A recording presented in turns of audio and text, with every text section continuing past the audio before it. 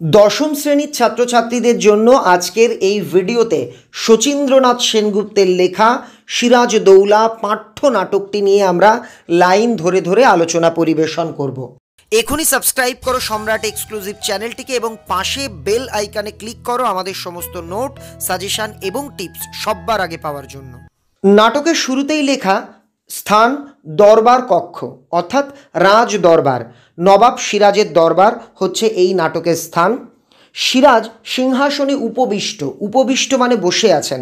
সিরাজদৌলা নিজের রাজ সিংহাসনে বসে রয়েছেন। কর্মচারীরা যথাস্থানে উপবিষ্ট। অন্যান্য রাজ কর্মচারী যারা, তারা প্রত্যেকে যথাস্থান নিজেদের স্থানে বসে রয়েছেন। সভাসদদের মাঝে, সভাসদ মানে রাজসভায় কারা কারা থাকেন? মন্ত্রীরা থাকেন, বিভিন্ন সেনাধ্যক্ষ, সেনাপতি এরা থাকেন, অন্যান্য গণ্যমান্য ব্যক্তিবর্গ থাকেন। এই সবাইকে নিয়ে তৈরি হয় রাজসভা। এই রাজসভার অন্যান্য ব্যক্তিবর্গদের বলা হয় সভাসদ। তো সভাসদদের মাঝে দাঁড়ানো রয়েছে মির্জাফর, মোহনলাল, মীর মদন, রায়দুর্লভ একটা দিকে রয়েছে। অন্যদিকে রয়েছে রাজবল্লভ, জগৎ শেঠ, ওয়াটস আর মশিয়েলা দণ্ডায়মান। তারা দাঁড়িয়ে রয়েছেন। দণ্ডায়মান থাকা মানে দাঁড়িয়ে থাকা। গোলাম হোসেন যথারীতি নবাবের পায়ের কাছে বসিয়ে আছে, আর নবাবের পায়ের কাছে গোলাম হোসেন বসে রয়েছেন। দরবারে সিরাজদৌলা বলছে ওয়াটসকে আর কি ডাকছেন সিরাজদৌলা। কাকে ডাকছেন? ইংরেজ প্রতিনিধিকে সিরাজদৌলা ডাকছেন। ওয়াটস বলছে ইওর এক্সিলেন্সি। এই কথাটার আর কি সম্মান প্রদর্শনের জন্য ব্যবহার করা হয়, যার বাংলা মানে জি জাহাপানা বা আজ্ঞে জাহাপানা। সিরাজ বলছে কলকাতা জয় যখন আমরা করি তখন তুমি আমার সঙ্গেই ছিলে, সুতরাং কলকাতা জয়ের ইতিহাস তুমি জানো যে কলকাতা জয় করে সেই নগরের নাম আমরা আলীনগর রাখি। নবাব ইংরেজ প্রতিনিধিকে বলছে আমি যখন কলকাতাকে আক্রমণ করে কলকাতা জয় করি তুমি আমার সঙ্গে ছিলে, আমি এই কলকাতার নাম রেখেছিলাম আলীনগর, এটাও তোমার জানা আছে। ওয়াটস বলছে জানে ইওর এক্সেলেন্সি।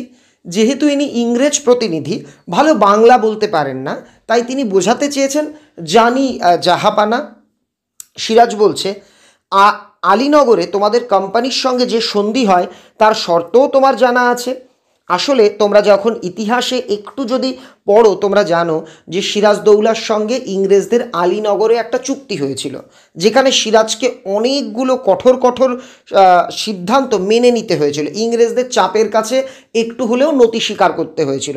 সিরাজ সেই প্রসঙ্গটা তুলে একটু কি বলছেন, তোমার কোম্পানির সঙ্গে সকল শর্ত যাতে রক্ষা হয় তারই প্রতিভূরূপে তোমাকে মুর্শিদাবাদে রাখা হয়েছে। কোম্পানির সন্ধি শর্ত রক্ষা না করলে যুদ্ধ ঘোষণার আগেই তোমাকে আমরা তোপের মুখে উড়িয়ে দিতে পারি, জানো?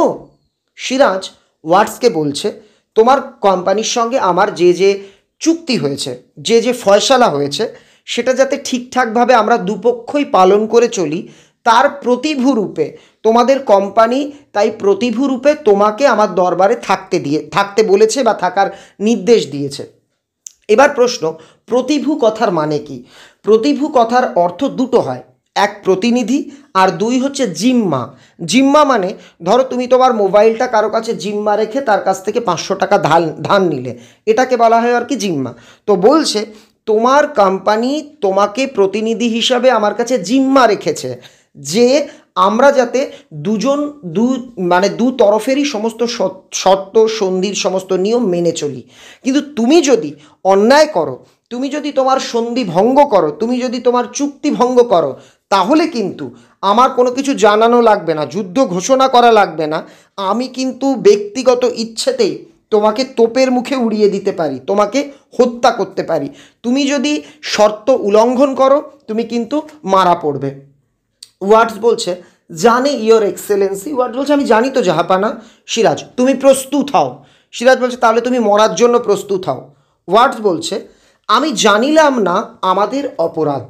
আসলে যারা ইংরেজ ছিল তারা যখন এদেশে এসে বাংলা শিখত তারা কিন্তু সাধু গদ্যটাই শিখত, যেহেতু আগেকার দিনে বাংলা সাহিত্য, বাংলা বইপত্তর সব সাধু ভাষায় লেখা হতো, তাই এরা সাধু ভাষাতেই কথা বলতো। বলছে আমি জানলাম না আমার অপরাধ কি, আপনি বলছেন আমায় তোপের মুখে উড়িয়ে দেবেন কেন? সিরাজ তোমাদের অপরাধ? সভ্যতার শিষ্টাচারের সীমা অতিক্রম করেছে, স্পর্ধা তোমাদের আকাশস্পর্শী হয়ে উঠেছে। শুধু শান্তি ভঙ্গের আশঙ্কায় আমি এতদিন তোমাদের সঙ্গে ভদ্র ব্যবহার করে এসেছি, কিন্তু ভদ্রতার অযোগ্য তোমরা। এখানে দেখো এসেছি লেখা, আগেকার দিনে মানুষ এই চটা বেশি ব্যবহার করলে আর কি ব্যবহার করে কথা বলতো। বলছে তোমাদের অপরাধের কথা বলছো, তোমরা সভ্যতা ভদ্রতা সব সীমা অতিক্রম করে ফেলেছো, তোমাদের বড্ড স্পর্ধা বেড়েছে। আমি এতদিন তোমাদের বিরুদ্ধে কথা বলিনি, আমি চাইনি যে শান্তি ভঙ্গ হোক, মারামারি যুদ্ধ হোক, কিন্তু তোমরা যে অসভ্যতামি করেছো এটা সহ্য করা যায় না। হোয়াটস, আপনার অভিযোগ বুঝিতে পারিলাম না। হোয়াটস বলছে আপনি আমার বিরুদ্ধে কি বলছেন আমি কিন্তু কিছুই বুঝতে পারছি না। সিরাজ, মুন্সিজি অ্যাডমিরাল ওয়াটসনের পত্র। যখন ও বলল আমি, হোয়াটস বলছে আপনি আমার বিরুদ্ধে কি বলছেন আমি বুঝছি না, তখন সিরাজ মুন্সিকে, এখানে জানতে হবে মুন্সি কথার মানে কি, যিনি রাজদরবারের কেরানি বা ক্লার্ক, যিনি লেখালেখি করেন, খাতা লেখালেখি করেন, সিরাজ তাকে বলছে মুন্সিজি আপনি চিঠিটা বের করুন। কার চিঠি?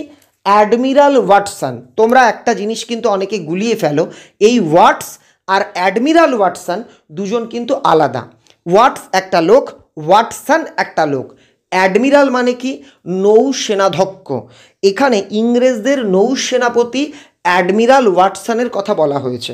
সিরাজ তার ক্লার্ককে বলছে আচ্ছা মুন্সিজি আপনি ওই অ্যাডমিরাল ওয়াটসন যে চিঠিটা রয়েছে ওয়াটসনের সেটা বের করুন। মুন্সিজি একটা পত্র বের করলেন। সিরাজ, এই পত্র সম্বন্ধে তুমি কি জানো?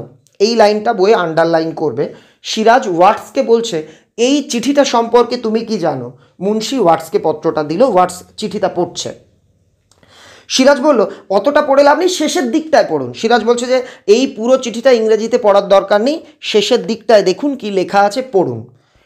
তোমাদের সুবিধার্থে একটু জানাই, এই চিঠিটা ওয়াটসন ওয়াটসকে লিখেছিল। ওয়াটসনকে নৌসেনাপতি, ওয়াটসকে নবাবের দরবারে যে রয়েছে ইংরেজ প্রতিনিধি হিসেবে, সে হচ্ছে ওয়াটস। মুন্সিজি এই ওয়াটসনের লেখা চিঠি, যেটা এইমাত্র ওয়াটস পড়লো, সেটার যেটা ইংরেজিতে পড়লো সেটার বাংলা মানে সবাইকে আর কি শুনিয়ে দিচ্ছে। কর্নেল ক্লাইভ যে সৈন্যের কথা উল্লেখ করিয়াছিলেন তাহা শীঘ্রই কলকাতায় পৌঁছইবে। আমি সত্তর আর একখানা জাহাজ মাদ্রাজে পাঠাইয়া সংবাদ দিব যে আরও সৈন্য, আরও জাহাজ বাংলায় আবশ্যক। বাংলায় আমি এমন আগুন জ্বালাইব যাহা গঙ্গার সমস্ত জল দিয়েও নিভানো যাইবে না। এই কথাটা কে লিখছে? নৌসেনাপতি। কাকে লিখছে? ওয়াটসকে লিখছে। ওয়াটসকে একটা গোপন চিঠি দিয়ে লিখছে, আমি আমাদের ক্লাইভ সাহেবকে বলেছি আমাদের বাংলার জন্য আরও সৈন্য লাগবে, এমনকি আমি আমার জাহাজকে মাদ্রাজে পাঠিয়ে খবর দেব জাহাজে করেও আরও অনেক সৈন্য বাংলায় পাঠানো হোক। এরপরে আমরা বাংলায় এমন সর্বনাশের আগুন জ্বালাবো, এমন আগুন জ্বালাবো যে সব কিছু ছারখার হয়ে যাবে, সিরাজ চাইলেও গঙ্গার জল দিয়ে নেভাতে পারবে না। এই যে ষড়যন্ত্রমূলক কথোপকথন দেখেছে সিরাজ, এইটা দেখেই সিরাজ ওয়াটসকে জানতে চাইছে তোমাকে কেন ওয়াটসন এই রকম একটি চিঠি লিখেছে। সিরাজ বলছে ওয়াটস, এ ভীতি প্রদর্শনের অর্থ কী? ভীতি প্রদর্শন মানে এই রকম ভয় দেখানো, এই রকম থ্রেড দেওয়ার যে বাংলায় আমি আগুন জ্বালাবো, এর অর্থ কী? ওয়াটস বলছে অ্যাডমিরাল এ কথা লিখিয়াছেন কেন আমি বুঝি না। আমাদের নৌসেনাধ্যক্ষ অ্যাডমিরাল সাহেব অর্থাৎ ওয়াটসন যার নাম, তিনি কেন আমাকে এই চিঠি লিখেছেন আমি ঠিক জানি না, আমি বুঝতে পারছি না। সিরাজ বলল বুঝিয়ে দিচ্ছি মুন্সিজি, ওয়াটসের পত্র। এইবার সিরাজ বলছে ও আপনি বুঝতে পারছেন না আপনাকে কেন এই চিঠি লিখেছে? ঠিক আছে দাঁড়ান, আপনার চিঠিটা এবার বের করি। মানে এই ওয়াটসনকে একটা চিঠি লিখেছিল, আর ওয়াটসন তার জবাবে আর একটা চিঠি লিখেছে। এই দুটো চিঠিই কিন্তু নবাবের হাতে চলে এসেছে। নবাব বলছে মুন্সিজি এই ওয়াটস কি লিখেছে সেটা এবার একটু বের করুন। মুন্সিজি পত্রখানা বাহির করিলেন। আপনি পড়ুন, ওর হাতে দেবেন না, আচ্ছা ওকে একবার দেখিয়ে দিন। মুন্সিজিকে বলছে ওর হাতে দেবেন না, ও হয়তো নিজের চিঠি পেয়ে ছিঁড়ে ফেলবে, আপনি পড়ুন। মুন্সিজি আপনি পড়ে বলুন। তারপর বলছে না না না একবার ওকে দেখান। ওয়াটস পত্রটা দেখলো। নবাব বলছে বলতে পারো তোমার হাতের লেখা নয়? বলছে বলো তো এটা কি তোমার হাতের লেখা? না, এটা কার হাতের লেখা? ওয়াটস বলছে হ্যাঁ আমি লিখিয়াছে, মানে বলছে হ্যাঁ আমি লিখেছি। সিরাজ পড়ুন মুন্সিজি। এবার সিরাজ বলছে ঠিক আছে মুন্সিজি পড়ুন, এই চিঠিতে কি লেখা আছে। It is impossible to really upon the Nawab and it will be wish to attack Chandannagar. এটার বাংলা মানে কি? নবাবের উপর নির্ভর করা অসম্ভব, চন্দননগর আক্রমণ করাই বুদ্ধিমানের কাজ। তাহলে এই ওয়াটস নবাবের ঘরে থেকে নবাবকেই আক্রমণ করার জন্য ইংরেজদের উস্কেছে। বলছে নবাবের উপর নির্ভর করে থেকো না, নবাব কি সন্ধিতে বলেছে সব মেনো না, আমাদের উচিত নবাবের ওই বাণিজ্য কুঠি আছে যেখানে চন্দননগর, ওই চন্দননগরকে আক্রমণ করে নবাবকে দুর্বল করে দেওয়া। এবার সিরাজ বলছে তোমাদের অভদ্রতার ঔদ্ধত্যের আরও পরিচয় চাও, জেনে রাখো, তাও আমি দিতে পারি। তোমাদের আমার সভাসদরা, আমার স্বদেশীরা তারস্বরে ঘোষণা করে, মানে জোর গলায় বলে, আমি নির্বোধ, অত্যাচারী, বিলাস সর্বস্ব, কিন্তু আমি সকলের শয়তানির সন্ধান রাখি, তার সামান্য পরিচয় আজ দিয়ে রাখলাম। নবাব বলছে তোমাদের অসভ্যতামি নষ্টামির আরও প্রমাণ চাও, আমি তাও দিতে পারি। জানো তো আমার দেশের লোকেরা, আমার বাংলার লোকেরাই আমাকে বলে, যেহেতু সিরাজ যখন নবাব হয়েছিল অধিকাংশ লোকই তাতে অখুশি হয়েছিল, যে কারণে তার বিরোধিতা যেমন একদিকে ইংরেজরা করছে, তেমনই তার নিজের ঘরের লোক, নিজের আত্মীয় স্বজন, নিজের সেনারা সবাই করছে। মানে সিরাজ না একদম কাঁটার মুকুট পরে বাংলার নবাব হয়েছিল।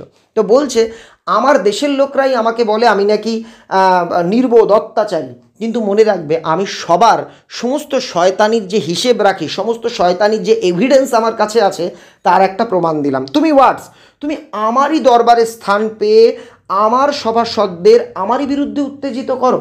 বলছে তুমি আমার ঘরে জায়গা পেয়েছো, আমি জানি। তুমি আমার সেনাপতি, আমার বিভিন্ন মন্ত্রী, আমার সভাসদ, তাদের আমার বিরুদ্ধে উস্কাও, আমার বিরুদ্ধে তাদের কানে মন্ত্রণা দাও, কলকাতা ইংরেজদের উপদেশ দাও আমারই আদেশ উল্লঙ্ঘন করে কাজ করতে। শাস্তি কি জানো?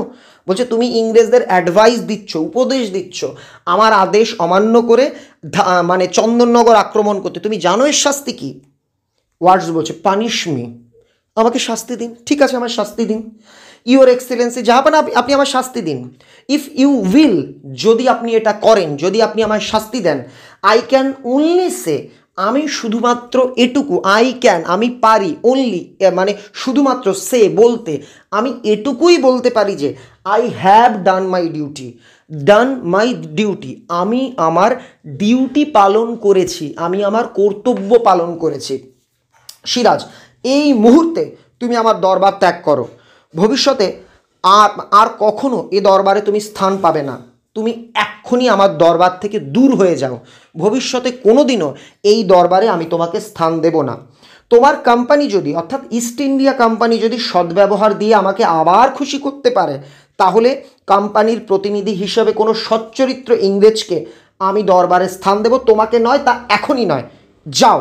উনি বলছেন যদি ভবিষ্যতে তোমার কোম্পানি আবারও আমাকে খুশি করতে পারেন, কোম্পানি সব ভুল মেনে নেয়, আবার ঠিকঠাকভাবে চলতে থাকে, আমি নিশ্চয়ই আমার দরবারে কোনো ইংরেজ প্রতিনিধিকে থাকতে দেব, কিন্তু তোমার মতো অসৎ চরিত্র, দুশ্চরিত্র লম্পটকে নয়, আর সেটা এখন নয়, ভবিষ্যতে দেখা যাবে, তুমি বেরিয়ে যাও। হোয়াটস ফেয়ারওয়েল ইয়োর এক্সিলেন্সি, ফেয়ারওয়েল মানে বিদায়, বিদায় জাহাপানা বলে নবাবকে কুর্নিশ করে, কুর্নিশ মানে নবাবের সামনে মাথা নত করা, নবাবকে সম্মান জানানো, সেটা জানিয়ে হোয়াটস বাইরে চলে গেল। আমরা আজকের প্রথম অংশটা পড়লাম। এরকম করে তোমরা যদি আজকের ভিডিওটা প্রচুর লাইক করো, অনেকে দেখো, তাহলে আমি এর দ্বিতীয়, তৃতীয়, চতুর্থ পর্ব করে পুরো নাটকটা এভাবেই বুঝিয়ে দেব। আজকের এই নাটক থেকে তোমাদের কিছু জিনিস, কটা প্রশ্ন আমি বলে দিই। প্রথম, এই পত্র সম্বন্ধে তুমি কি জানো, বা এই পত্রের মর্ম সভাসদদের বুঝিয়ে দিন। যে কোনো লাইন তুলে বলতে পারে পত্রটিতে কি লেখা ছিল। 4 নম্বরে একই উত্তর হবে, বোঝা গেল? বা তোমাকে আমরা তোপের মুখে উড়িয়ে দিতে পারি, বা এই ভীতি প্রদর্শনের অর্থ কী, এটা দিয়েও বলতে পারে কোন প্রসঙ্গে কেন এই মন্তব্য, দুটোর উত্তর একই হবে। এই যে দুটো প্রশ্ন আর কি তোমাদের এই দুটো যে প্রশ্নের কথা বললাম, সেটা এই দুটো প্রশ্ন কিন্তু এবছরের জন্য খুবই গুরুত্বপূর্ণ।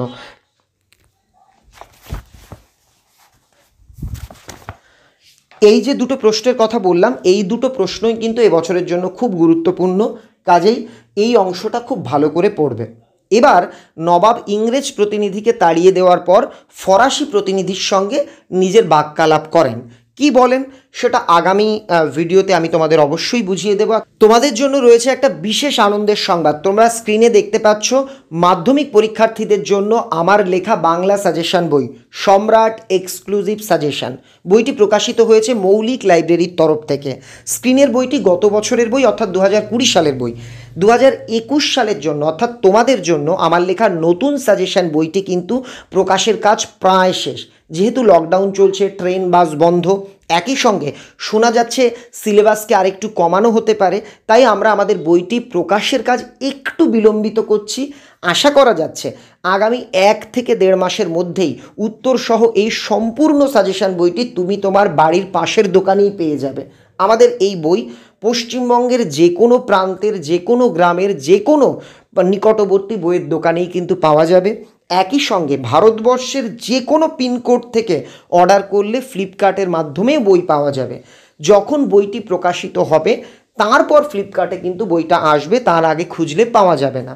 আমি তোমাদের জানিয়ে রাখছি আগস্ট মাসের শেষ সপ্তাহের মধ্যে আশা করি ট্রেন চলাচল শুরু হবে। ট্রেন চলাচল শুরু হওয়ার পরেই আমরা বইটা প্রকাশ করব, যাতে পশ্চিমবঙ্গের সমস্ত প্রান্তে বইটা সঠিকভাবে পৌঁছয়।